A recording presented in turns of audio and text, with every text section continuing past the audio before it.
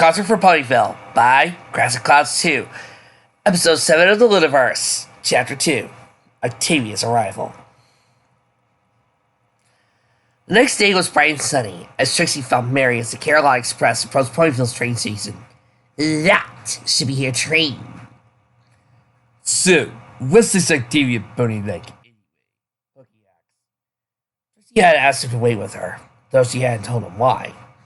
We never really talked.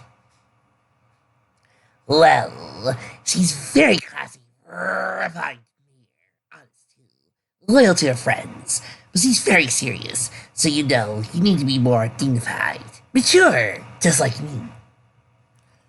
Or at least as mature as you can be, Pokey grinned. Trixie rolled her eyes. Ahem. Especially when it comes to music. She takes it very seriously, so I'm not making fun of her style or joking about practicing or anything. Poggy saluted. I promise. I won't so much as point in that topic's general direction. Har. Trixie straightened herself as the train approached. Just remember what the goal is here. To make you look good. Got it. What? Hey, no! Trixie frowned as Pokey dissolved into laughter.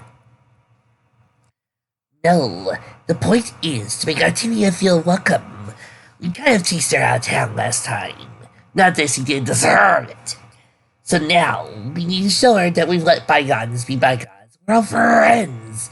I want everything to go perfectly with Octavia, and Fluttershy too. So that the concert was a great success. She grinned. It's the kind of success only one of the best friends in Equestria can help pull off. So, you're saying I shouldn't tell her about the little shrine to the thrash metal I built in the back of your residency? Trixie whacked him with the back of her hoof, and then the train pulled to the station. The pony who got off the train looked much more at peace than when she had done so several months before. Octavia Philharmonica, a gray-coated black maned mare with a sleek body, a perfectly smooth mane and tail, was smiling softly as she stepped down to the platform. Her cello case was securely strapped to her back, and trailing behind her was a wheeled suitcase, which presumably contained her clothes and her other travel gear. She stopped once she got her luggage off the train, cocked an ear to the right side of the main street of town, and listened for a moment and then nodded. "Ponyville," she murmured. Octavia! Hey, Octavia, right here! Trixie thrust her way through the small crowd of disembarking ponies. This way. "Dame, Trixie." Octavia bowed her head in a crisp, formal manner. Trixie wasn't surprised to note that the gesture was entirely professional. They weren't friends, and while Octavia had repented her evil ways, it was no longer trying to attract Trixie to working for a slimy noble.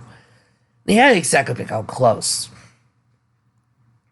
In fact, their last meeting at the Grand Gallery Gala involved Trixie stealing Octavia's punch. But Octavia just said, "I can't to exist with Baroness de Salto's benefit concept." Great! Well then, allow me to formally welcome you to the town of Ponyville. She slid down home towards the town square. We're thrilled to have you. "Thank you." Octavia bowed again. "How was your trip?" asked Trixie as she led Octavia down to the station. Pokey trotting along after her. "On the fence, man." We'll be seeing Fluttershy for dinner. I bet you're looking forward to talking with her. "Yes." Trixie frowned to herself, remembering Octavia's warm demeanor with Lyra, and contrasting with Octavia's curt responses to her. But she hadn't expected anything different. Besides, the day was still young, as he was sure she could bring Octavia around in time. Now, and normally I ask you what you want to do first. "Stow the suitcase in my hotel room," said Octavia, as if Trixie had actually asked her. Trixie blinked. "Ah, yes. Pucky, I reserved her room 106 in Ponyville Motel. Because you'd be a wonderful assistant and take her like a stare." What am I, a porter now? Well, Pokey took the suitcase and clothes from Octavia's small air. But don't worry, I'll guard this suitcase with my life. He tried it off. "He is exuberant," said Octavia. "But friendly. Is he your valet?" My assistant," said Trixie. "But anyway, you have some time before meeting Fluttershy over dinner. Would you like me to take you to Lyra's house?" Yes, thank you. Trixie beat to herself because he managed to coax the smallest of smiles out of Octavia. Great! It's market day, so we'll be passing some stalls on the way there. Are you hungry? Not especially, but Octavia stopped for a moment. I would like to pass through some of the market regardless. There are some ponies I wish to take gifts. Well, Ponyville's got what you want. Trixie began leading Octavia through the streets. Let's go. It figured, Trixie thought. The first stall Octavia stopped of was the Sweet Apple Acres. Hey, howdy, partner, said Applejack, tipping her hat at the green mare. Miss Margo, right? Looking mighty lovely today. What brings you to Ponyville? I am assisting with an upcoming concert, said Octavia. You two know each other, asked Trixie. When did that happen? Big Apple Trust Day last month at Camelot, said Applejack. We won an award for the Royal Agricultural Ministry for our work setting up farms in a couple of provinces that got hit with blasting from the use of crops. You know, making sure to still work on farmers and food for everyone, you know. Miss Margo here played the opening and closing songs. It was a pleasure. I think about her head slightly. Sid, what brings you to my stall? Want some apples? Got still the place in equestrian right here. Yes, please. 2 fresh apples for myself and Octavia looked into preserves or desserts. I have some friends back in Catalan from whom I wish to buy presents. I see you have preserves and jellies. Well, those make good gifts. Yep. SAHMs and preserves make wonderful gifts for any occasion. Abstract Bean. Nightmare Nat Traits, Heartwarming East Stocking Silvers, Hearts and Hosts Hate These Presents. What kind of sweets do you like? I don't actually like sweets myself, but Then she broke off, looking down at the table in utter confusion. Trixie followed her gaze.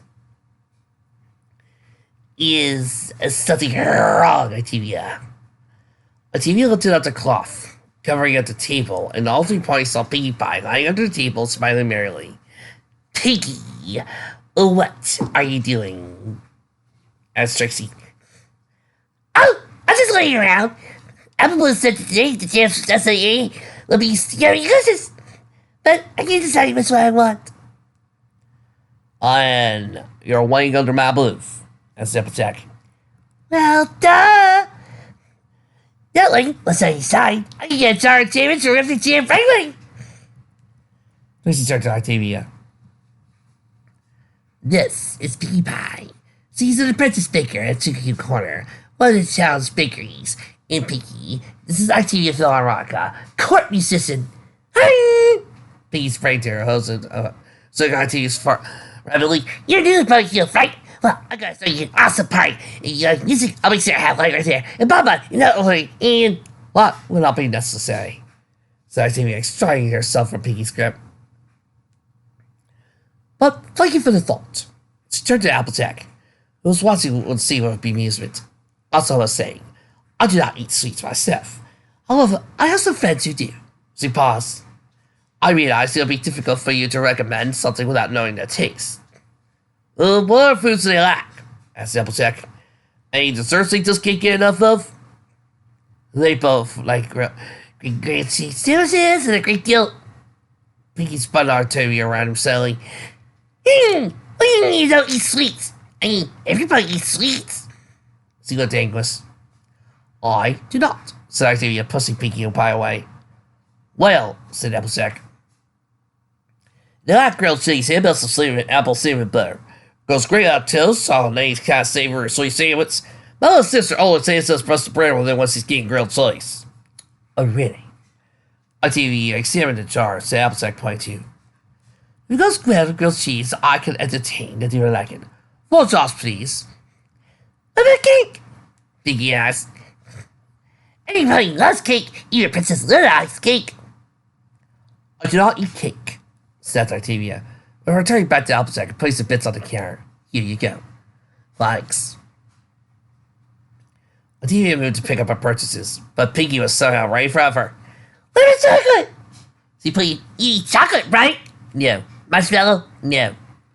Trixie had a visit of a headline in tomorrow's paper. So strangles Baker. And underneath, in the subheading, Representative Lunaverse blamed for some reason. It's always far salted, so you carefully separate the two. Piggy! I was thinking, I just brought you a donut in a while. Why did you have one in your corner on me? This is more important than a donut! I'm with Pinky on this. Sister Pinky. Why does he eat sweets? That's so sad. Octavia stared at Pinky as if she were insane.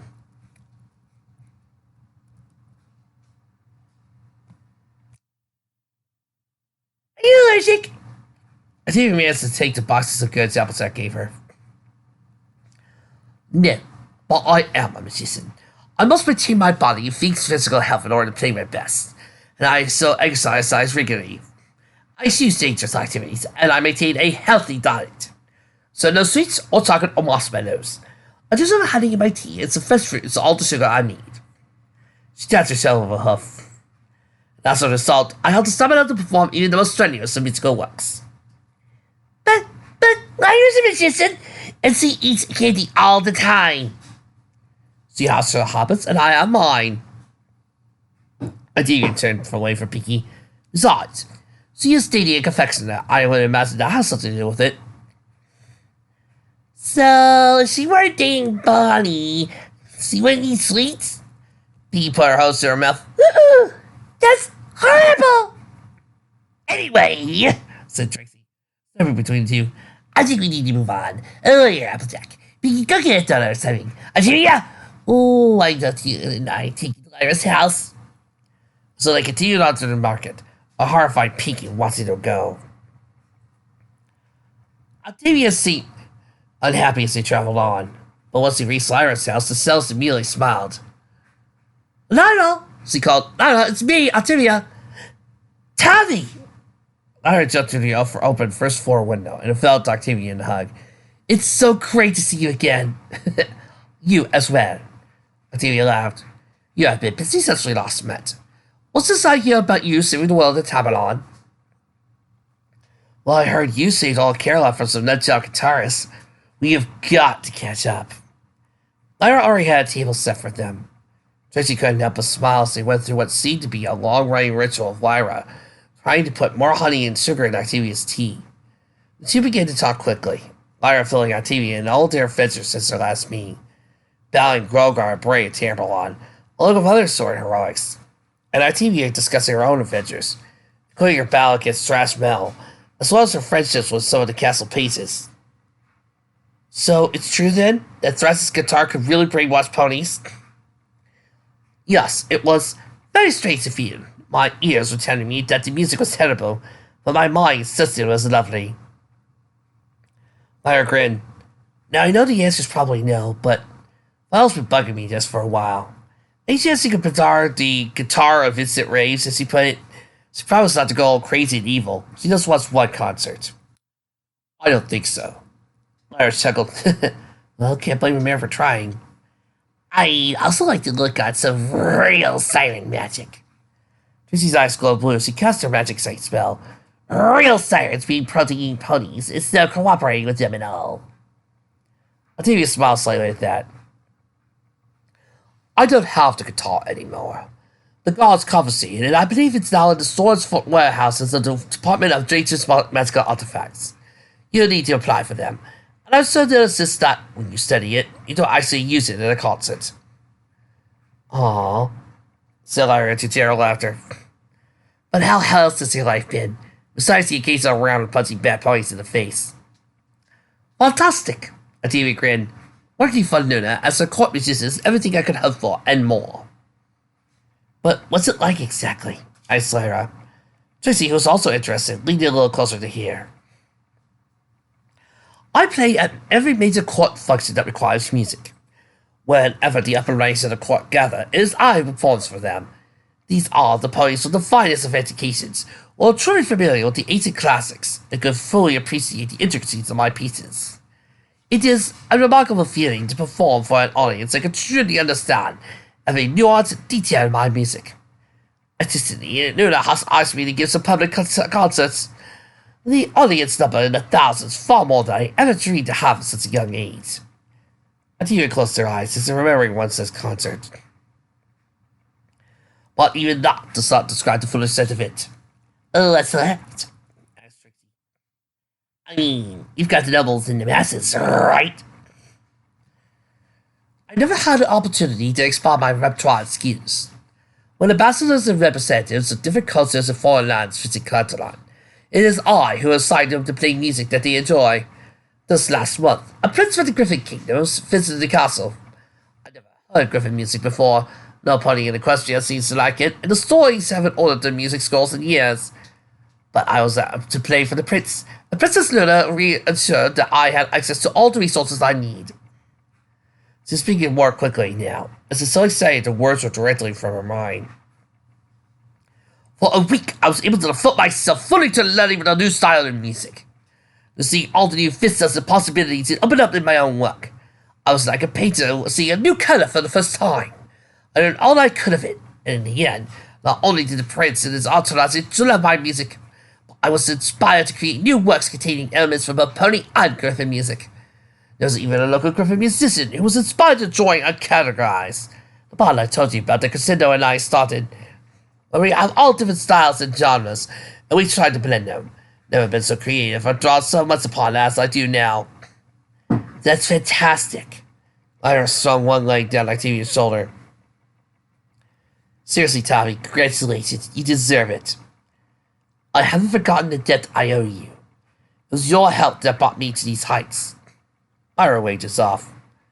You would do the same for me. I would go to the ends of the world for you, said Octavia. So, what do you do for fun? I spend most of my time with my music. But sometimes, if I'm not playing or exercising, I recess. You'll be surprised, Lyra, at how much has been simply lost within the library, printed in the pages of incollected books and forgotten for eons. Octavia hesitated. And I am now the backup guard on one of the castle's hoofball teams. Lyra and Trixie burst into giggles at that. Octavia blushed. My friends in the castle's paid staff, especially Paperweight and Night Vision, convinced me to give it a try. It is fun. A little bit sillier than I'm used to, but I am enjoying it. And I cannot deny how happy I was when we beat the other 3 teams to win the first tournament. That's awesome! Lyra pumped a hoof. Let me know if you ever need a sub. Octavia chuckled and the conversation continued. Lyra and Octavia gently dismissed Trixie after a while, eager to play music together. And so, Trixie got to go to Fluttershy's. She stepped up in the mirror, and sure she was ready to meet Octavia, and spent some time listening to her birds as they ran through their warm-ups. Fluttershy was nervous, but she seemed to get through it all right. They gained their time. Lyra came over to Fluttershy's cottage with Octavia, and Carrot Top was on home to introduce the Celis to Fluttershy. To Trixie's surprise, Fluttershy answered seemed very calm. My auntie wrote about you. The bar-colored pigs said as she ushered every pony into her cottage. She said that your music is lovely. She really enjoyed the piece you played when the Zelda ambassadors were made welcome last month. Yes, Octavia nodded her head. I remember. She and the other nobles were sitting in front, and they both seemed to enjoy it very much. Other noble? Asked Lyra. Burnmarks from Nupla. That the province was created a year ago up north, when they found those mountain villages that weren't on any map. I don't think he's actually on the welcoming committee. Princess Luna mentioned he's trying to get more involved in the committees and ministries. I hope that was why he was here. Fluttershy looked like she was about to giggle, though Trixie had no idea why. The showman was just happy that Fluttershy seemed to be willing to trust Trixie, so didn't have any questions. Once they sat at the table, Carrot Top brought to the cells. So, Octavia, you wanted to have Fluttershy with a concert, right? Yes. Princess Luna herself has asked me to help you, Miss Posy. Fluttershy squeaked it down, looked like she wanted to hide. But Lyra was right beside her, and helped keep her staying. That was very nice of her, but I don't really deserve that. Of course you do, said Trixie. I heard your birds. They're lovely. Octavia nodded. I promise. I will give you everything I can. All I ask you is you also put forth your effort. And you follow my instructions exactly. Of course. I would dream of ignoring a musician as amazing as you. Whispered Fluttershy. Octavia nodded. If your music is as good as I've heard, then as long as you both work hard, we'll be able to produce a concert worthy of the Baroness and her audience. First, I nodded. I'll do my best, and I'll work hard. The two reached out and shook hands. And Trixie Lunamoon, watching them bond, felt like a million bits. Did you see them? They love each other. Trixie was almost skipping home. This is going to be great! I nodded. Just be sure to keep an eye on them. Why? What could go wrong? Peridot blinked. First I can. She gets stressed. Sometimes she shut down. Watch out for that. Relax. I got this. Trixie beamed. Even if Fluttershy does get nervous. Lyra, you told me how much Octavia cares about being honest. And she promised to do everything she can for Fluttershy. So she'll work with her no matter what. This one's in the bag. You're right, said Lyra. Octavia can be tough to work with. Maybe for a pony who wants to disagree with her and fight with her. But that's not Fluttershy. She'll agree to whatever Octavia says, and she'll put on a great concert.